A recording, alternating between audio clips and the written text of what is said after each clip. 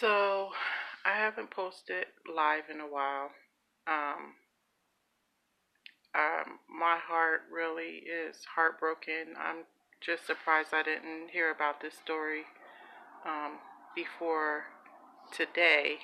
I was watching the news, and this mother and her boyfriend got sentenced for killing this 8-year-old boy. And we hear about it all the time. And um, but what hurt my heart about this whole situation um, with little Gabriel, that's his name, was he's 8 years old, and pretty much everybody failed him. Um, his parents, the system, and what they did to this little boy, 8 years old. And um, I don't know, my heart is just really broken. Um, and you hear about abuse all the time, but I guess the biggest thing is what they did to this little boy. He was tortured. They shot him with BB guns. They burnt him. They beat him with a bat, knocked his teeth out, and just to hear that nobody did anything, even after, his first grade teacher reported them to Children's Services, and it was just so sad. I mean, and I want to say we failed him because it's a whole society.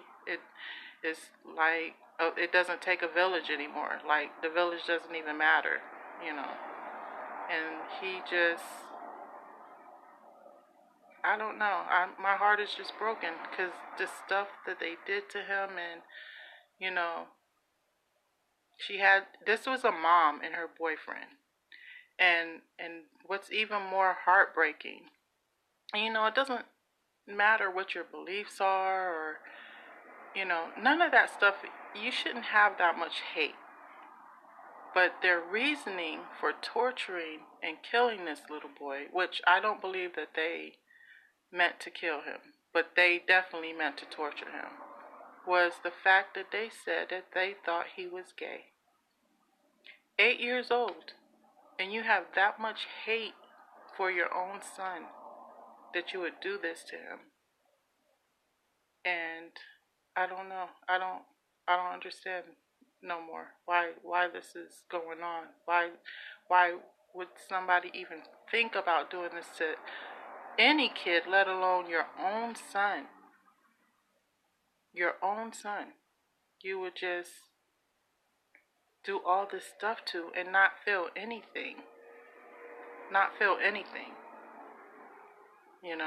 And she has two other kids living in the household who did not get abused, so I believe them when they said it was because they thought he was gay. I mean, it's just ridiculous that you would do this to your own son and an 8-year-old little baby. I'm flabbergasted.